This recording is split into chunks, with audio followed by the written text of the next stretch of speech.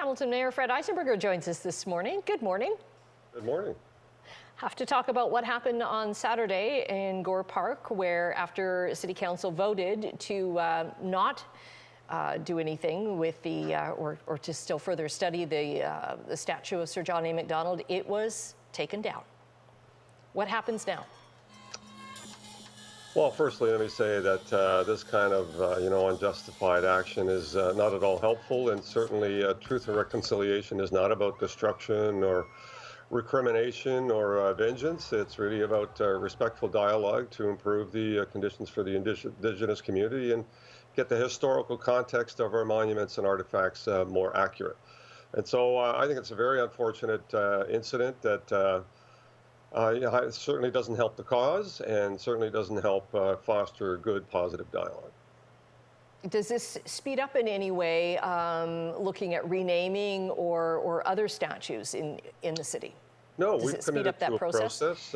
with the Indigenous community and others through our Indigenous strategy to have dialogue around all of these artifacts and monuments. Not limited to the Indigenous community, but certainly that's a priority as well. And that's an important way for us to look at the historical context of these artifacts and make a determination as to whether there needs to be a correction on the historical context or removal or whatever the outcome might be. And so that's the right process to follow, not people individually deciding which ones they'd like to take down and which ones they don't. This is public property. It is a crime to do that, and I trust that the police will take the appropriate action. Yeah, they have said that they are looking for 4 individuals, and we'll have more on that coming up at the bottom of the hour.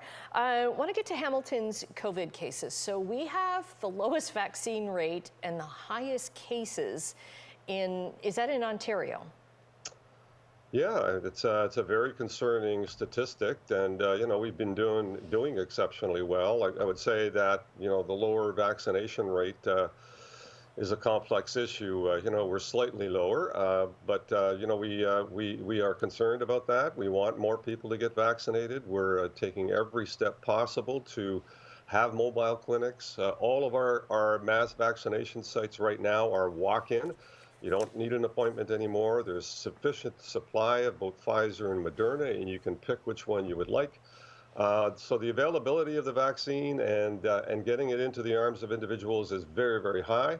And we are also encouraging and developing and putting into place pop-up mobile clinics in low vaccination areas. And, unusually, we're seeing low vaccination rates not only in the inner city in some neighborhoods, but also in rural Ancaster and rural Flamborough, where the vaccination rates are particularly low.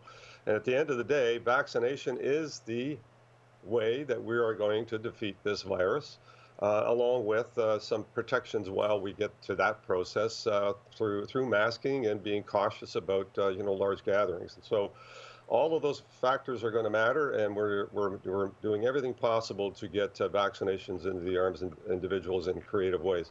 Mm-hmm. We have clinics happening at the Perkins Center, at Restoration House, a lot of locations where we have racialized and marginalized communities that have lower vaccination rates, and we're going to continue to do that and have our ambassadors out there speaking to people, providing them accurate information around what the value of vaccination will be. Right. What about with the cases? I read somewhere on the weekend that the shelter system in Hamilton has a high concentration of cases. Yeah, when you're again congregate settings, we've seen that happen in long-term care facilities and in congregate settings like shelters. We're seeing an uptick in incidents, and that speaks to either not having a cautious approach when people are gathered together in larger numbers. Or improper sanitation and the kind of masking that we require for those locations. And those locations are still being managed at 6-foot apart intervals. They're still required to have masking and sanitizer on site. So all of those requirements are still very much in place in all locations in terms of the shelter center. Right, but isn't the city encouraging people now to get out of encampments and into shelter? Yeah, and you know what? We have spaces for people in terms of housing. There's the high acuity individuals out there that we've all agreed are going to be difficult to house, and those are the ones that we predominantly see in that linger in the encampments. We've housed and put into shelters some 600 plus individuals over the term of this pandemic, and so there's no shortage of space for the majority of the folks that are living rough in our community. Some of them are just making that choice. Certainly, an outbreak in the shelter system certainly isn't going to help getting people into the shelter system because they would be concerned about, participating in that outbreak. So it's a complex issue. There's no easy answer to all of this, and certainly we don't want people to be living in unsanitary, rough conditions, unsafe conditions, in fact, when they start building these encampments in our communities and in our parks. That is not the way anyone should live, and certainly we're doing everything possible to avoid that. Okay, thanks very much. We've run out of time. Hamilton Mayor Fred Eisenberger, thanks for Always joining a us pleasure, today. Annette. Have a great day.